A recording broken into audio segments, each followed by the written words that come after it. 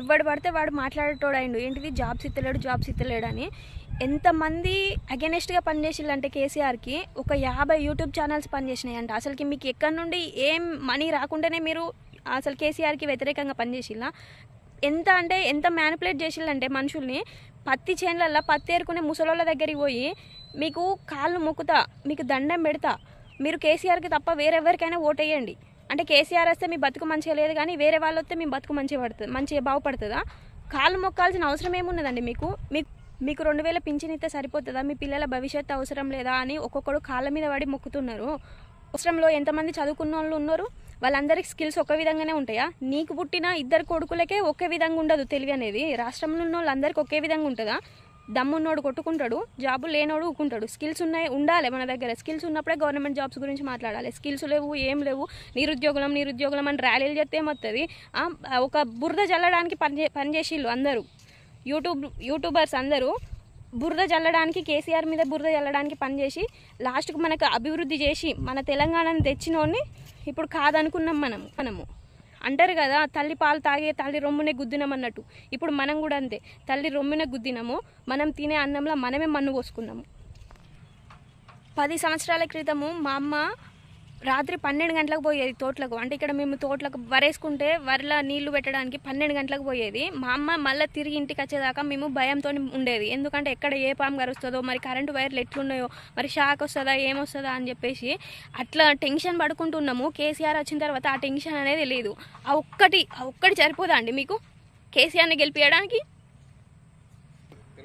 మీకు తెలియదా అండి కేసీఆర్ మనకి ఎంత సౌకర్యం చేసిండు అనేది? కరెంట్ ఒక్కటి తీసుకొచ్చి మీ అమ్మ నాన్నల్ని టైంకు పొద్దుగాల పోయి ఎప్పుడు వత్తితే అప్పుడే కరెంట్ వచ్చేటట్టు చేసిండు. అదొక్కటి సరిపోదా? తెలంగాణలో రైతు ఒక్కడు బాగుపడితే మిగతా ప్రతి ఒక్కరు బాగుపడతారు. అది మీకు అర్థం కాదా? ఎవ్వరికి వాడే స్వార్థంగా నాకు జాబ్ ఇవ్వలేదు, నా ఇంట్లోకి పింఛన్ రాలేదు, నాకు కేసీఆర్ పెట్టిన సంక్షేమ పథకాలు ఏవి రాలేదు, నేను కేసీఆర్ని గెలిపియను, అది ఇదని మాట్లాడుతున్నారు. ఎంత దరిద్రులండి మీరు అసలుకి, ఎంత పిచ్చోళ్ళు.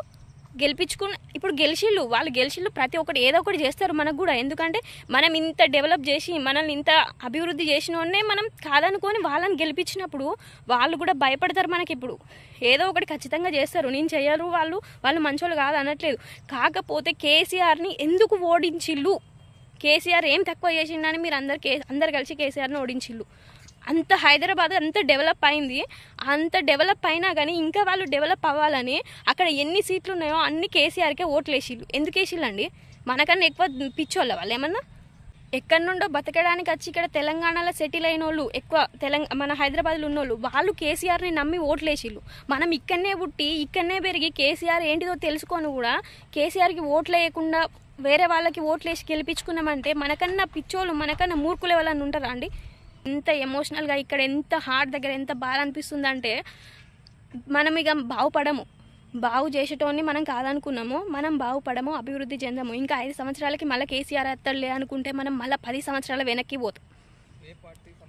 ఏ పార్టీ అనేది మనకు వచ్చింది పక్కన పెడితే మళ్ళీ మన బతుకులు 10 సంవత్సరాల వెనకకు పోతాయి. ఒక మాట అండి, మేము ఈ పార్టీ మంచిది కాదు ఆ పార్టీ మంచిది అని మాత్రం మాట్లాడట్లేదు. నేను చూసిన ఈ 10 సంవత్సరాల కాంచి నేను చూసిన అభివృద్ధి ఎట్లున్నది, 10 సంవత్సరాల క్రితం ఎట్లున్నది. మా ఇంట్లో మా అమ్మ గురించి చెప్పిన కదా, 12 గంటలకు నీళ్లు కట్టడానికి పోయింది మా అమ్మ. అప్పుడు మా అమ్మ వచ్చేదాకా నా ప్రాణంలో ఉండకపోయేది. ఎందుకంటే ఏమవుతుందో అని టెన్షన్ తోటి. ఆ ఒక్కదానికైనా నేను కేసీఆర్ రావాలనుకున్నాం మళ్ళా, కానీ రాలేదు. ఇప్పుడు వచ్చిన వాళ్ళు కూడా చేస్తారు, మనకు ఖచ్చితంగా చేస్తారు. మేము ఈ పార్టీ మంచిది కాదు ఆ పార్టీ మంచిది అని అస్సలు చెప్తలేము. కాకపోతే ఒక్కటి ఏంటిదంటే అందరు అంటారు కదా మంచి ఎప్పుడైనా పాకదు, చెడు మాత్రమే పాకుతుందని. ఇక్కడ అదే జరిగింది. చేస్తా అని చెప్పి అందులో 9 పనులు ఖచ్చితంగా చేసిండు. ఏదో ఒక పని చేయకపోతే దాని మీద దొంగ అని ముద్ర వేస్తున్నారు. ప్రతి ఒక్కరు మా మీద 3 లక్షలు అప్పు చేసిండట, మా ఒక్క తలకాయ మీద 3 లక్షలు అప్పు చేసిండట అని చెప్తే కేసీఆర్ వచ్చి మీ ఇంటికి అడుగుతున్నాడు అండి నాకు ఈ సంవత్సరానికి ఇంత మిత్తైంది కట్టులే అని? ఏ గవర్నమెంట్ అప్పు చేయకుండా చేస్తుందండి? లేకపోతే లక్షలు కోట్లు తిన్నాడు అని అది అని మాట్లాడుతున్నారు. మీకు తెలుసా కోట్లు తిన్నాడు లక్షలు తిన్నాడని? డెవలప్ చేస్తేనేమో తిన్నట్టు, డెవలప్ చేయకపోతే తిననట్ట. కేసీఆర్ అంటేనే తెలంగాణ అంటేనే కేసీఆర్. అంత లోతుకు దిగిపోయింది కేసీఆర్ పాలన. కేసీఆర్ అన్న అంత విలువ ఉన్నది మాకు. ఒక మాట అండి, నేను అందరినీ తప్పుపడతలేను. నా దగ్గరికి కొన్ని ముచ్చట్లు వచ్చినాయి కేసీఆర్ గురించి నెగిటివ్గా, వాటి గురించి మాత్రమే మాట్లాడుతున్నా. కేసీఆర్ ప్రవేశపెట్టిన సంక్షేమ పథకాలు చాలా ఉన్నాయి. కేసీఆర్ గురించి మాట్లాడాలంటే ఒక్కరోజు సరిపోదు. కేసీఆర్ గురించి తెలియకుండా, ఆయన చేసిన పనుల గురించి సరిగ్గా తెలియకుండా ఆయన మీద బురద జల్లడానికి అయితే మీరు ప్రయత్నించకండి. కేసీఆర్ ఏం చేయలేదా, చేసిండా అనేది మీరు మీ మనసుతోటి ఆలోచించి అప్పుడు మాట్లాడండి ఏం మాట్లాడుతున్నారో.